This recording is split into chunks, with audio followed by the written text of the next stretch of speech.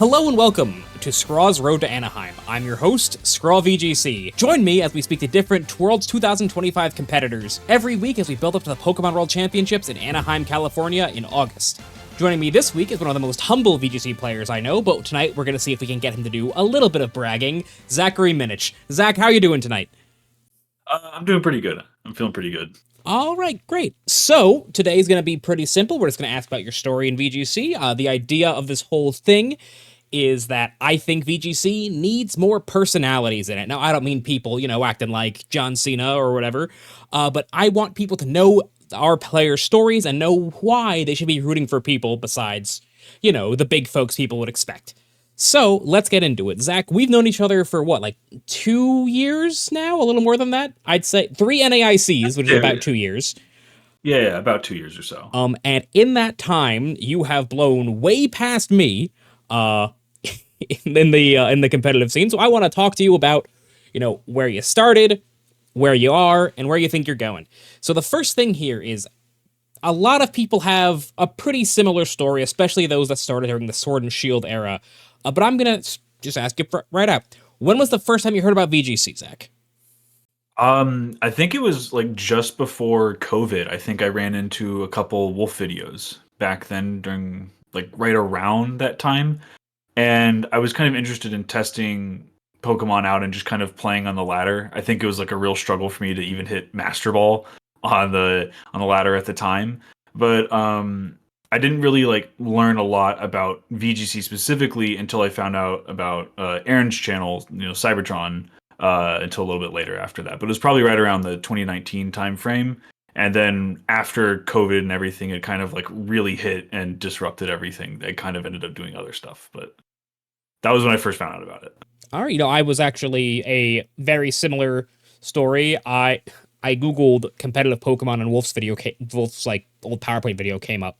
So pretty similar story for a lot of these COVID era VGC players. Now you said you struggled to hit Master Ball. Do you remember the first team you hit Master Ball with? I think it was some like Cinderace Togekiss team that Aaron had put on his channel. I just like took the rental from it and I just played that. And every single match was just like Max Airstream and like Pyro Ball stuff and all of that. So it was just like the bounce would turn into the Max Airstream and I would just do that. And I would probably win like every game I played that wasn't Master Ball because, you're just going before your opponent and hitting them hard. Mm-hmm. And I'm sure you're excited to go back to clicking Max Airstream and Pokemon Champions.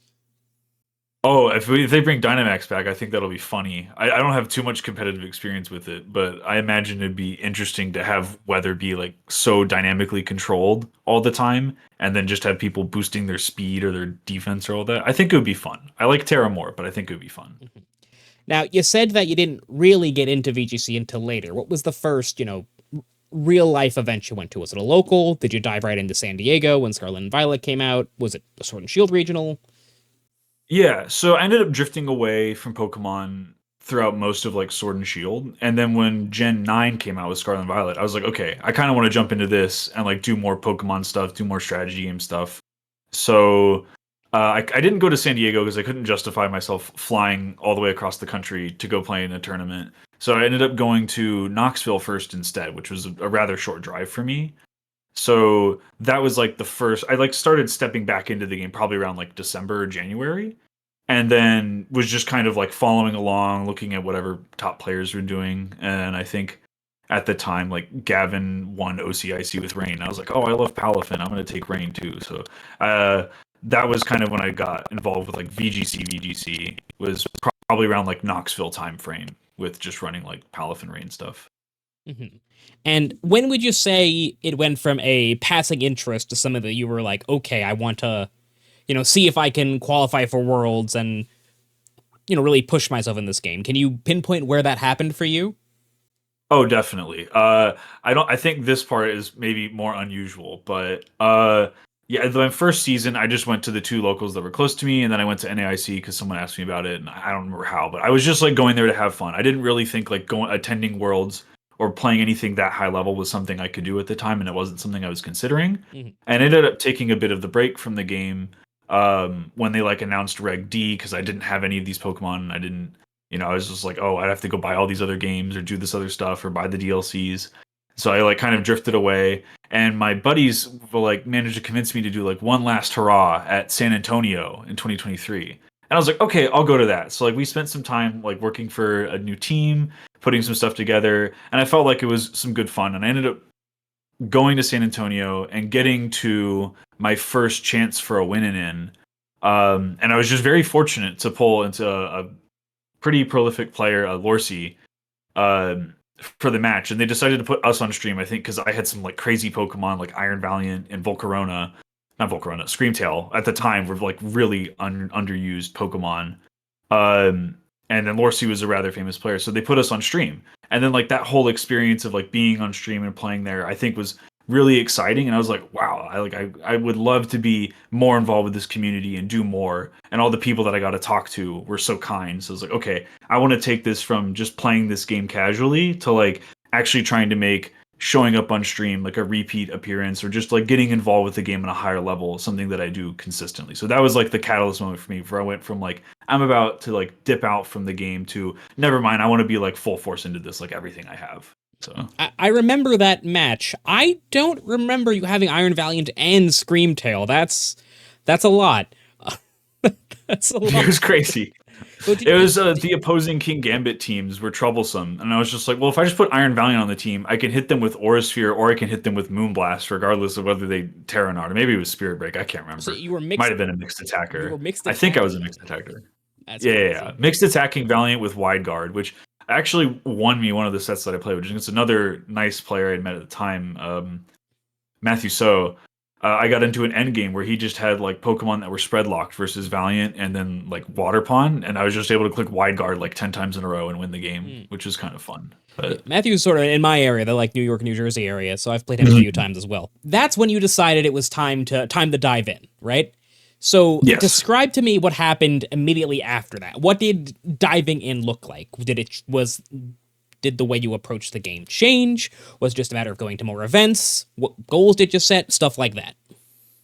So the new regulation was coming out, so I decided to like really get serious about that regulation and think about stuff. And our Chaladon was a new Pokemon that had come out at the time, Mhm. so I was like, I want to do something cool with our Chaladon, and I liked Rain as we've established already. So I was like, I'm gonna do something with our Chaladon, and I'm gonna play the crap out of the game and just get better at it than I am now. So I think like the second the Reg F ladder dropped, I was just playing that just nonstop, just trying to build what I thought a good Archaludon team would be with like Tornadus and Landorus and stuff. And I think I managed to hit like top 10 on the ladder and hang around that area heading into to Knoxville. Just with that, like I had slowed down on ladder play at the time, but that they or no, not Knoxville, Charlotte, my mistake. It was Charlotte coming up that time. So I was like very focused on just improving my play and then just using a team that I thought was strong. And I think Charlotte, in a lot of ways, was actually like a wake up call for me because I was using teams that I think were quite linear, where it's like they would just force a strategy. And I got very good at like IDing what ways I needed to force the strategy, but I was still ultimately running a very linear team. And Charlotte was a rude awakening to me for that. I was like, okay, you're going to lose to people who know what they're doing and have prepared against the Archaludon Rain stuff. You're just going to get crushed by them because they know what you're doing and you can only do like a handful of things. And then other matches weren't so bad, but that was kind of what I was thinking about at the time after Charlotte. And I was like, okay, I need to change the way I think about the game. And that was where I think Wolf had won that event with like his Fari team with Yep. like Swords Dance, Fire Pond, and like Mhm. Calm Mind, Fluttermane or something like that. And I thought that his team was really interesting because it had a lot of different options with how it could play. And I was like, okay, I want to be able to do that in the future. So probably not necessarily post San Antonio, but post Charlotte, I made my mindset of I'm going to use balance oriented teams that are all about like understanding board states and playing like VGC is like a strategy game, but it's like a board state analysis, like risk type game. I don't know, lots of things to combine on it. Uh, I kind of said I'm going to do that, and I'm going to lose 1,000 times, and then I'll figure out how to win after I've lost 1,000 times. So that was kind of the trajectory that I was taking. Whereas like I'm going to play 10 games, I'm going to stop, I'm going to review 10 games, and then I would just rinse repeat that like probably multiple hours a day or something like that, and then heading in. I mean, I went into Knoxville and got my I got kicked. I got kicked around. It did not go well, but I think that was a part of like the learning process. Mhm. And I think it all kind of culminated or paid off in a way when I went to Vancouver, which I only went to because I've heard it's a wonderful city, which it definitely is, and you should go if you get the chance. I think you've been, but to anyone else listening, um, yeah, Vancouver was like a chance I think for where I had spent all of that time. It kind of paid off. I went in with like an archetype that people weren't ready for, but I felt like it had options into everything and it was different, and I was able to take advantage of all the experience I had built up with it, like walking into the event and kind of surprise a lot of people or have positive matchups that I leveraged well, which was really exciting and that was cool. I forget how I've addressed the original question, but that's kind of where I've. I mean, that's all great. And Vancouver was your first day two, is that right? It was, All right. yes. And you ended up finishing top 16 of that event, if I remember correctly. I yeah. I had a win in versus James Evans, and we had a really good set, but I think he managed to like he just found the right lines. So uh And I just want that to was impressive. Oh, I sorry. want to Yeah. emphasize to the folks who are listening here. Usually, when a person breaks into their first day two, they don't automatically end up so placing so well after the fact. You know, people who usually there's sort of a step in between there. So of course, going Yeah. from never getting your day two to losing your win and into the person who eventually became the winner of the tournament, because James Evans did Yes. win the 2024 Vancouver Regionals, Mm. is huge. And as we'll see as we go on, Vancouver sort of become a special place for you in VGC. So Yeah. so you got that first day too, and you talk about Hmm. wanting to play less linearly. So I want to ask you a little bit about what you ended up doing, because I'm looking here, right? So let me see if I track everything here. And you talked Hmm. about how in Charlotte that year you had played Rain, and you felt like your team Yes. was a little linear. So why is it that you went back to Rain at Orlando later that year? Because I see here that in April of that year you went back to a team that has a lot of the same things you're talking about here. I see it. I Yes. see a Landorus. I see the Pelipper obviously. I see the Archaludon. So talk to me about that. What changed? Is it the way you approached the team? Is it a matter of the actual construction of the team around these core pieces? What changed for you in the way you thought about the team? Yeah, so I was still planning on running my Vancouver team heading into Orlando, Mhm. and I ran into that team on ladder, and I felt like the way they had crafted like our Chaladon Rain with Thunderous as like this core piece to kind of enable both sides of our Chaladon's bulk, because you have stamina from being hit, and then you have Eerie Impulse to reduce special attacking damage. I felt was really interesting. So I felt like the team had a lot of ways to like rotate around to make the game kind of complex and add back in this ability to be like, I'm gonna play an Archaludon focused game, or I'm gonna play like this Urshifu focused game using like Rain as like a modifier. So it's like I had different avenues instead of just being like I'm forcing Archaludon and I'm gonna try and make it work on turn 1 or 2 of the game. So that was kind of what drew me back to it. And I felt like it just had a very good matchup spread at the time. And I was like, I mean, I got crushed on it by ladder, and I was like trying to think about, okay, how would I do anything about this, and how would the other archetypes in the meta do something about this? And I felt like it had a pretty positive matchup spread, and it felt like it made sense to me with what its strengths were. So I ended up just like picking it up. I think not even a week before the tournament.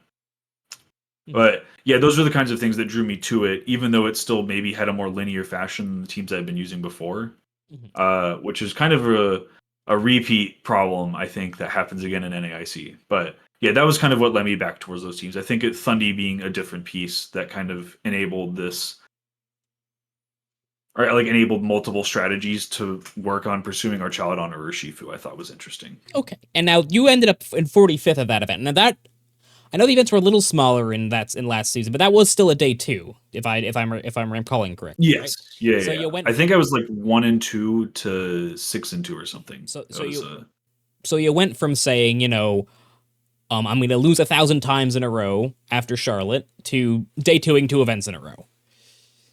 Hmm. So it sounds like things were working out for you. Now, at this point last season, were you locked for Worlds after Orlando, or did you need NAIC to lock up your invite? I needed like no, I wasn't locked after because I like got top 128 at San Antonio. I think I got nothing at Charlotte.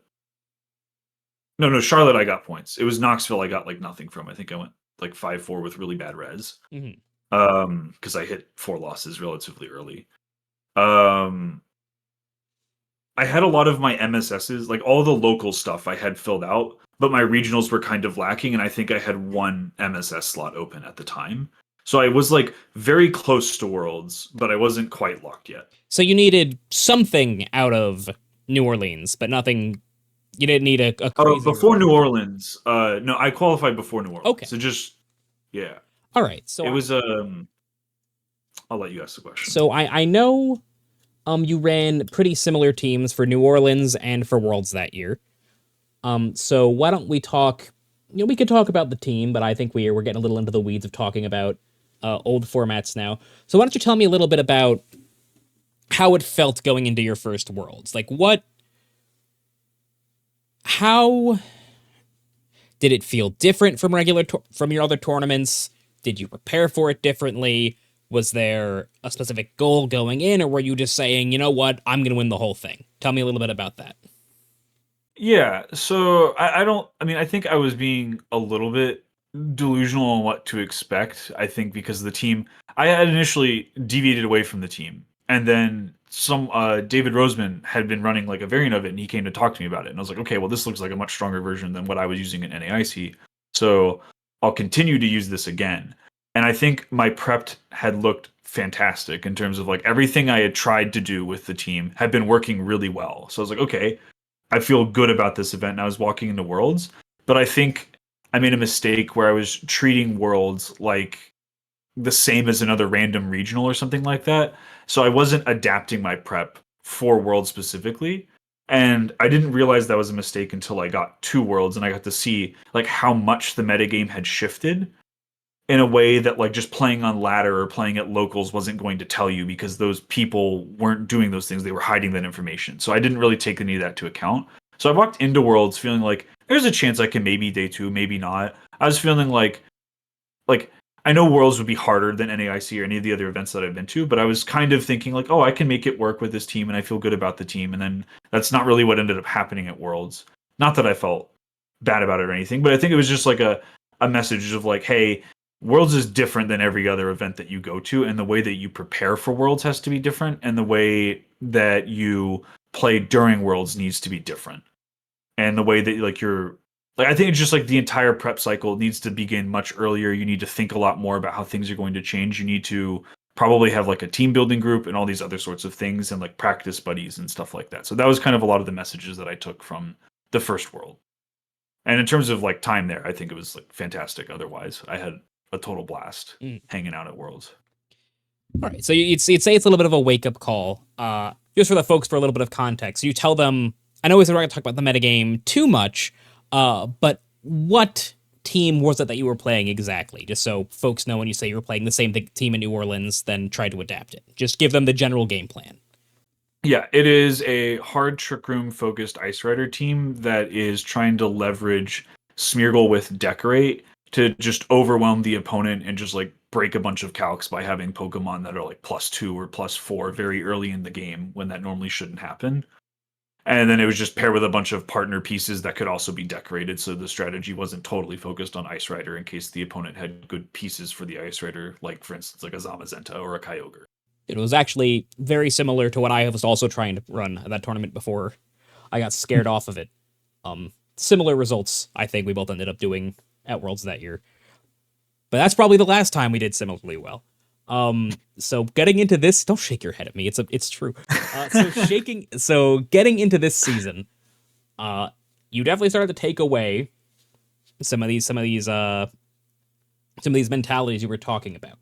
We go from playing these super linear teams to mastering how to force things to playing these more flexible but still core game plan style teams to playing an archetype that is probably the least in that wheelhouse. A sort of Incineroar Amoonguss Porygon 2 balance team at Baltimore, the first regional of this current Mhm. season. So why don't you tell me about that?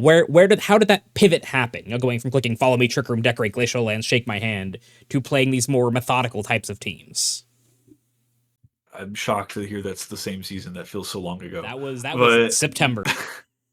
yeah, that's September. That's crazy. Yeah. So after Worlds, Toller, who's a local for me, I reached out to him to be like, how do I improve at Pokemon? And Toller and Yotam Cohen, Toller Webb have both spent a lot of time helping me kind of prepare and like kind of like took me under their wing to help teach me a lot about the game.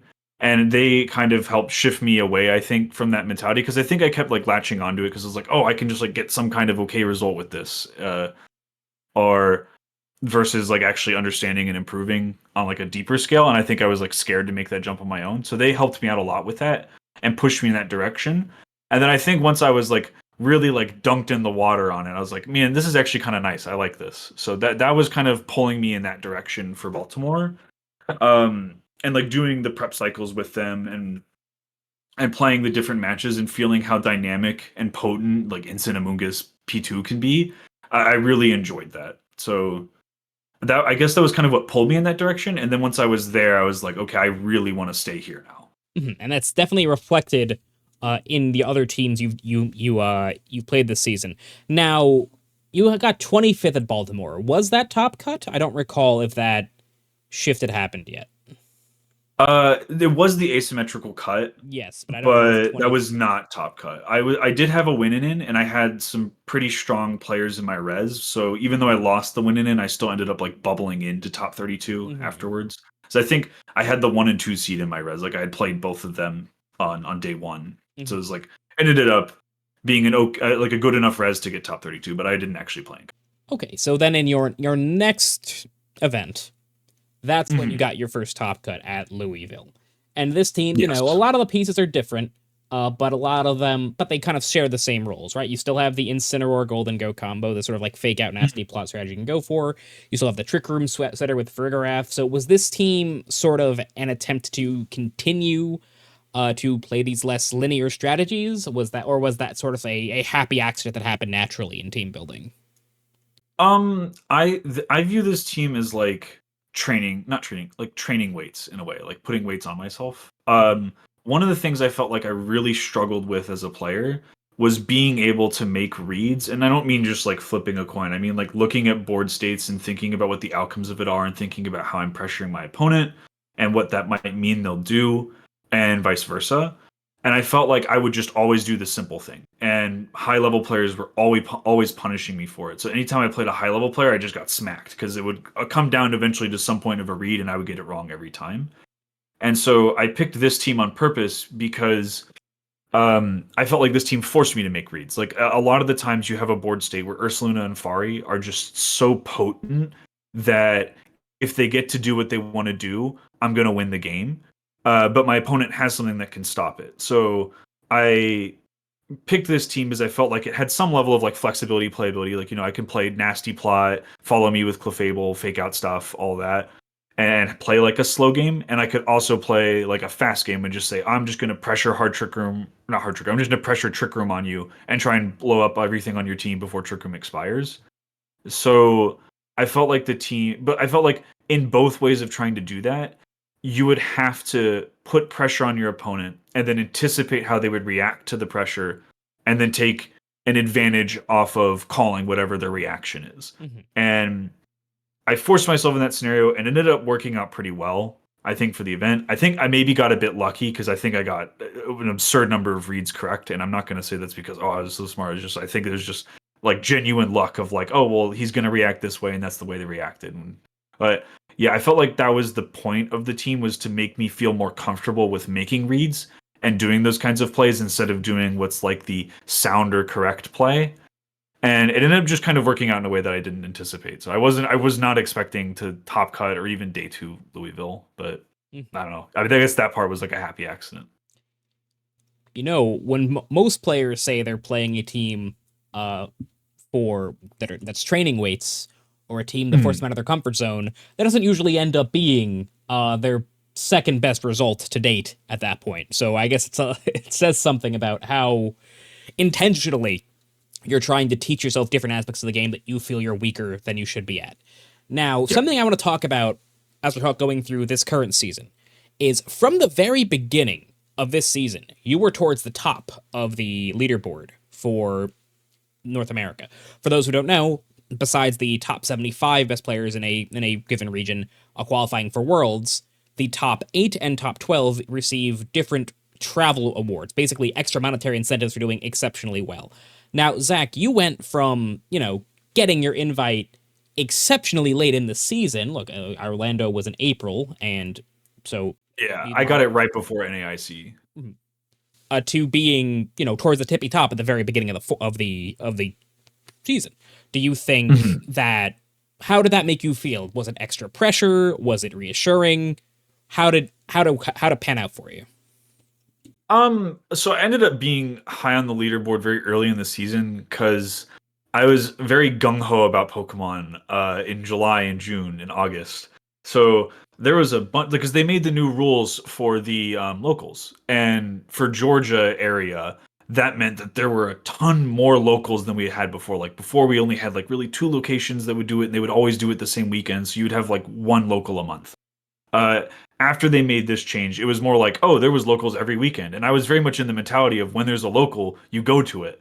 So I went to like every possible local that I could. So I had finished my locals, like I had all of them finished out as much as I cared to, like four firsts and then two firsts and 2 seconds, before Baltimore had even happened. So I knew that I was very ahead on the points curve, not necessarily in the way where it's like, oh, I'm having such a much stronger season than everyone else. It's just I had checked the boxes on my locals earlier than everybody else. So it was fun to be like, wow, I'm number 3 on the leaderboards right now. But I knew that it wasn't like a reflection of me being the third best player in the US or anything like that. So I felt like it was like a fun thing, but I was being honest with myself where it's like, okay, this isn't going to last. Once a bunch of other events start coming in and stuff, I'll like slowly slip down the list, and that's fine with me. I don't really mind. So I didn't let it pressure me or like hold my mentality in any way. And I felt like I was just trying to be reasonable with whatever it was at the time, like what the reasoning behind it was. I mean, don't sell yourself short, Zach. I mean, I also did the exact same thing. My name was right next to yours for a while. Our viewers will note. By the time Worlds rolled around, I was not next to Zach on the leaderboard anymore. So, Zach, after Louisville, I believe that was the end of the LAIC Travel Award. Wasn't it? Wasn't that the end of uh the? Yeah, there was still some locals and stuff, but And I I actually was I think Sacramento was the end of it. I think Sacramento okay? was a part Did you for receive a travel UIC. award for LAIC? No, Not no, for no, for LAIC because that EUIC, was from EUIC. before. For EUIC, I missed the travel award. I think like it was like top 8 got it, and I was like number 10 or something like that. I got the like basically like the thing where it's like you get to sign up early. So I got a slot reserved for me at EUIC, but I did not get the paid stipend for it. So you went from just squeaking in to being Mhm. so high up on the leaderboard that Pokemon wanted to make sure you had a chance to show up to their big tournaments. Now, after Louisville, we shifted over. Well, I'm not. When did this happen? Your next event, at least, was in Regulation G when we went back to the format we played in Worlds. Now, looking back at your Worlds and your New Orleans team from the season before, you pivoted completely. You switched from Calyrex Ice Rider, Decorate, Heart Trick Room offense teams to these Calyrex Shadow Rider teams. Now, do you think this represented a pivot in the way you were playing the game? Did you just want to try something different? Was this the influence of Yotam and Toller, who you may also see on this podcast later? Hint. Not today. Where did that come from? Yeah, no, so you hit the nail on the head there. It definitely came from Toy and Yotam. That had been the kind of stuff they were working on in the last Reg G cycle, and I didn't really have an interest in returning to what I had been doing in Reg G before. I still wanted to work with them. They said we're doing Shadow Rider stuff. I was like, okay, this is difficult for me, different for me, but we're doing Shadow Rider stuff, so I'm gonna do Shadow Rider stuff. So I played like something maybe like 600 sets before San Antonio or something. I could not win with Shadow Rider. I was stuck in like below 1200s with Shadow Rider for like a good 300 sets or something. But by the time we came around to San Antonio, I felt much more comfortable with it. It was a nice like step into kind of restricteds that I hadn't understood before, where it was like learning about how restricteds like quicken the pace of play of the match. Like big matches end earlier, we get to end games faster, and talking about like barrage boards specifically for Shadow Rider and all those concepts to learn. I felt like they were things that I had just missed last Reg G, and now they were things that I understood and was applying in Reg G 2.0. So yeah, I felt like the shift may have been because of Toller and Yotam, but ultimately, I ended up like feeling like it was maybe the right shift for me, or maybe I just like agree with the way and I understand the way that that archetype kind of pilots from there. And I felt like it was a similar direction that I had been on before, was like playing a team with options that could threaten something, but it was still like mostly like balancing thing, and I can change my approach based on what I see. And just for this, for our audience's sake, for those who haven't played as much on them themselves or aren't Shadow Rider aficionados, could you explain to us what a barrage board is? Sure. So Calyrex has this wonderfully fair ability called Grimnay. It's really part of its as one. That means when it KOs a Pokemon, it gets to have a stat boost in its special attack stat. So ways to leverage this is to try and create these boards where when you click Barrage, you're going to pick up a KO or two KOs. And that means that Shadow Rider will get to remove something, have less chance of taking damage in return, and then Shadow Rider will have a stronger attack stat later on, which means it's much more likely to KO whatever's coming in the back for the other Pokemon on the team. And the way that people deal with Shadow Rider is like they use like Incin or pieces that resist it. So the idea is to kind of butter those pieces up for the barrage. So the opponent's like Shadow Rider answers become barrageable, which is why we're calling it a barrage board. And then you kill them, and then the new Pokemon come in and you kill them as well. And then it's like all four Pokemon are dead in 2 turns. Is kind of the idea of a barrage board. And this is we might hear that phrase a little bit more, which is why I wanted to make sure we explain what it means down the line. Yeah. Now, it seems like you stuck with Shadow Rider for the next 3 events. You went to EUIC, day 2'd, no big deal for you at this point. And tell me about what happened at Vancouver. Because that is so far your best result. Yeah, so just before I start talking about Vancouver, I wanted to say as well that I did attend Toronto before we got into Reg G. I did not do good, but I just wanted to just touch on it, just letting people know that it's like I went to that event and I went there with certain mindsets for like learning about the game. And that time the training weight team did not work. I had like 5 losses very early in that tournament. So I forgot. It comes back to bite sometimes. Yeah. It's just worth mentioning. We're back in Canada, so I figured I should say something now.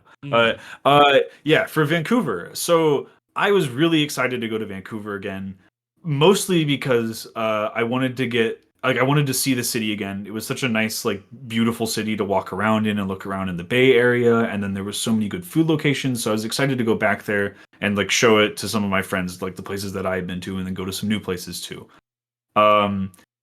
Leading into the event, it was like just after London. So I think I had gotten back home from London, and then like that week I was like leaving to go back to Vancouver again. So I was probably maybe operating a little bit on like an 8-hour jet lag or whatever that is at the time. But heading back into Vancouver, I was very excited just to get to play again. I was kind of thinking there's like this pressure of like, oh, okay, last time I was here, I kind of did like the best I've ever done. There's a little bit of pressure to like repeat doing that in this city that I like. And then I think like I got asked to do like an interview or something because I had done well at Vancouver before. And so that added more stress to that, where it's like, oh, okay, Vancouver is now becoming something important. But I was very eager to try and perform well and do well with the team because I felt like it would probably be the last chance for me to run it. So I was like excited to get the opportunity to play. Did you want to lead in any questions about Vancouver before, or should I just like go into the run itself? Just go into it. Tell me what happened, what went differently compared to your other events. What was the secret, if there was one, to this event, the one where you finally broke through? Yeah, I felt like I just played good mons. I paired into some matchups that I thought were less favorable, and I managed to like worm my way through them by adding complexity to the game a bit. Not super well, but I was like kind of able to do that, which was fun. And I felt like I was only able to do that because of the experience that I had with the team. Like I had spent so many sets playing with it, so much prep with it, learned a lot of things from EUIC and my losses there that when I got the chance to do it again in Vancouver, I was like a stronger player than I was even in EUIC or San Antonio before. And I felt like that definitely played a role because I played a lot of players that I thought were strong. And I felt like I was giving them trouble at least, or able to actually pull out a win on like narrow reads or something like that. Um, and day one had like I played like two Lunalas on day one, which were like these hard trick room teams, which was really brutal for this team. But I found a way to like worm around it with being like, I'm pressuring this, I'm pressuring that with Ogre Pawn. So I felt like it was a definite place for me to show that I've picked up more skills on like balance stuff and toolkitty type stuff and like approaching a problem matchup in a way that isn't just slam my linear team and hope that it works. So I felt like that part of it was really cool. When I made day two, I was like, oh, that's really interesting. I didn't think I was actually going to come through in day two, and I actually made it through with a win despair again, which is the same thing that happened last time I was in Vancouver. And I was like, okay, this is kind of cool now, like getting to be here again in the same spot. And my goal at that point was like, I want to try and make more of it than I did last time. Because last time I was there, I wasn't like, I was more in the mindset of like, oh, I've already relaxed because I've already done the thing that I wanted to do with the day two. And like maybe that meant that I didn't take day two as seriously as I could have. Not to say that I was like, uh, not trying or anything like that. It's just like I could have prepared myself better, and now I had the opportunity to prove that I could prepare myself better. So I very much wanted to do that. Um, I think both of like my first Swiss set was against a mirror match, which had been one of the things that I had struggled with before, Mhm. and that was like an interesting point to like show the lessons that I had learned before in Reg G to kind of find a way to get around that. Mhm. And my opponent played really well. They made lots of great calls, but it just ended up like I ended up making more or getting more calls right than they did at the end of the day with like the pressures that I was applying. So I thought that was cool. And then my second Swiss round on day two, because there's only two due to the size of the tournament, was actually against the guy who ended up winning the whole thing. But he had a Lunala team as well, which was really brutal, and I felt like I was able to push him in some way, which was fun. But I learned later there was other stuff that I could have done, but it was like I felt proud of myself for being like, okay, I was in a matchup that I thought was bad, and I was still able to challenge them in some way. Um, which kind of led me into cut, which is now the second cut that I had had at that point. Mhm. So my goal became, okay, let's do better than I did before.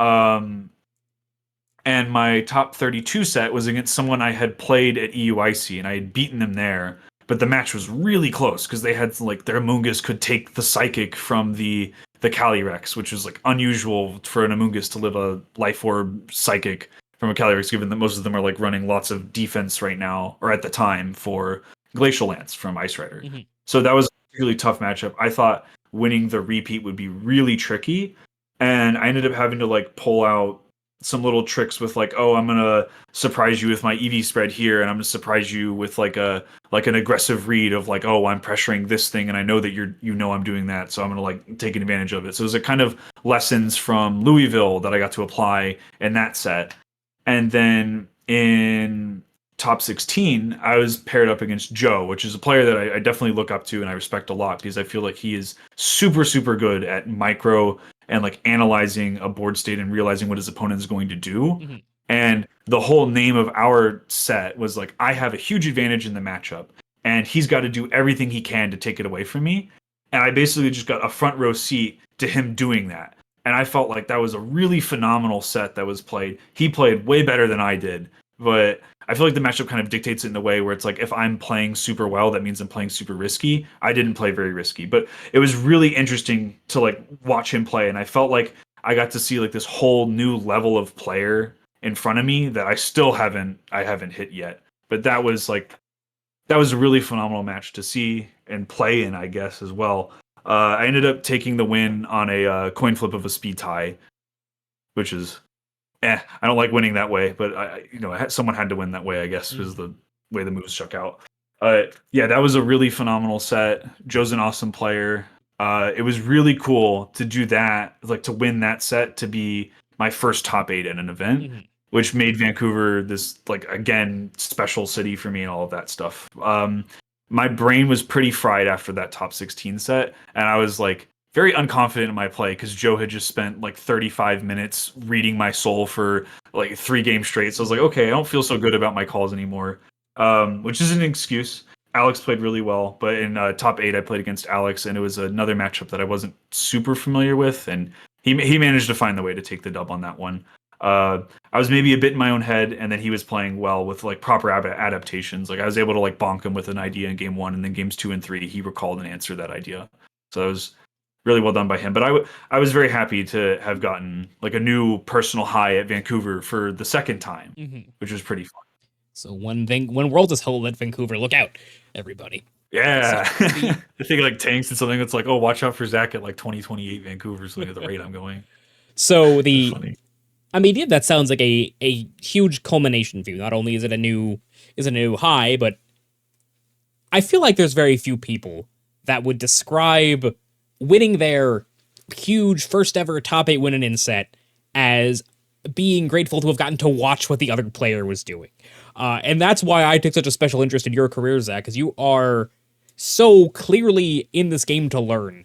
I don't know if that's such a unique way of thinking about a game that you won, right? That you I mean, there's been everybody's had the game where they go, yeah, like they played better than me, and then I crit them 3 times in a row. But that's not what you're describing.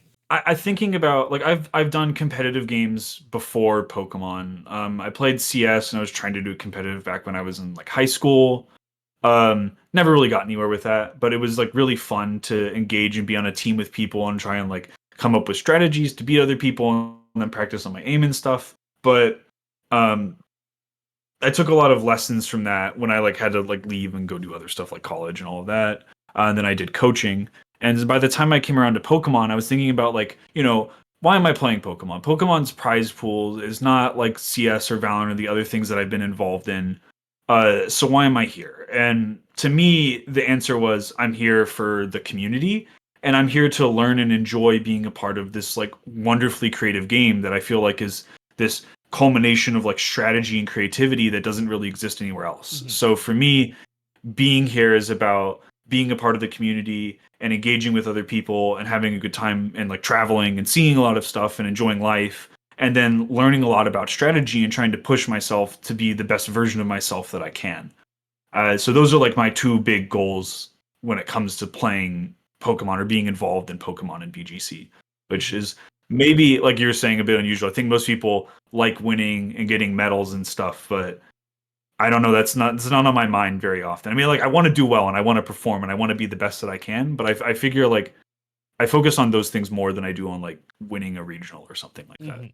I mean, that's probably a huge part of why you were able to grow, because when you don't put pressure on one individual event to be, the event you get on the stage or whatever, it makes it easier to spend your time taking away lessons.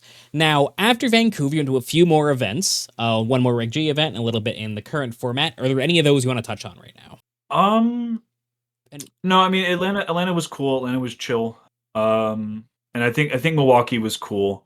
Getting introduced to dual restricteds, I have found really challenging. mhm. So I do want to give special shout out to Toller for Milwaukee because he helped me out a lot. I think maybe even more than he realizes with getting comfortable with dual restricteds. Um, so I guess that's the part that I want to touch on there. Just shout out to Toller for helping me out with that because I mean it's still really challenging, but I feel like I would be completely drowning if I hadn't had him help me out at the beginning of the format. I get exactly what you mean. I personally, my first competitive format was dual restricted, which was probably a mistake, but that's all right. It was. Uh, this isn't about me, but that was a really good way to learn that doesn't matter how good your matchup is if your opponent's a lot better than you are, which was the case for everybody for me back Oh then. no. Um, so we're at the end of the season so far. Portland and New Orleans weren't as crazy show ups for you, but you didn't really need them anymore. You had been locked for Worlds forever at this point. And did you get a travel award or a stipend for Worlds? No, I'm number 17, so I Okay, was the bubble for it. But I okay, don't feel like I deserved it given how I ended the season, so I'm not stressing it. I don't really care. all right. So I mean, in June, about to be July. All that's left is Worlds. Mhm. So what Yeah. are your goals? No, don't tell me what you're playing. Don't tell anybody any of that. But what are your Mhm. goals? Unless you want to, I guess. But what are your goals for Worlds this year? I mean, last year you said you were just kind of seeing if you could go positive. A lot's happened since then. A lot more people know who Zachary Minich is. Does that affect how you feel about the tournament? Um, my goals, I think, with Worlds are different than like a performance at Worlds, which maybe like the performance at Worlds is like the measuring stick for me. But what I want to do different is prep different than I did last year. I want to take home a lot of the lessons that were thrown at me, and learn something from them and prove that I'm a better player than I was a year ago. So I guess my goals for Worlds are to come in with a team that I feel like lets me beat anybody, and to have such confidence with the team that I think I can beat anybody, and to feel like I contributed in a significant way in my prep process for that to arrive at that destination. So it's not like, oh, I just found some team on ladder and took it and then I just like did well at Worlds. Like that, to me that would not mean as much. Mhm. Yeah, so I kind of want to have a team that could beat anybody and that I would have the confidence that I could beat anybody with, and that the prep that I had gone through was substantially different from what I had done last year. And it put me in a position where I felt like I was confident walking into Worlds, and I knew that it was Worlds I was walking into instead of treating it like it was just another event. And I think so. That's kind of like my big focus is like make sure I give Worlds the respect that it deserves, and then be an active member of my own prep process instead of just like taking things from online or just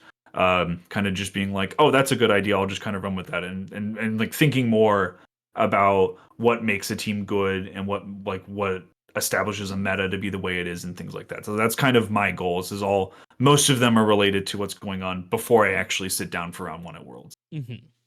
I mean, that all sounds like a very Zach response. So Zach, I think I've taken up enough of your time. I just have one last question for you, and then you can tell me your plugs. Zach, what Mhm. is your favorite Pokemon? It's got to be Furry Giraffe. I like giraffes. I like bulky Trick Room setters. So I feel like that's like a nice combination there. All right. And Zach, where can we find you? Socials? Do you do any kind of content, anything like that? Tell basically anything you Uh, want us to know about.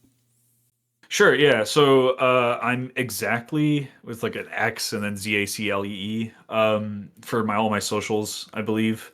I do some YouTube stuff as well. I'm not as big as Scraw, I'm not as cool as Scraw, but I'm trying to just like offer some people ways to kind of think about the game at a higher level. Not that I know the game at a super high level, but I think if I sit down for a long time, maybe I can see something that the top players see in like 45 seconds. And I hope to share that information with other people to like kind of get a step into VGC beyond just like the casual experience is kind of what I want to offer there.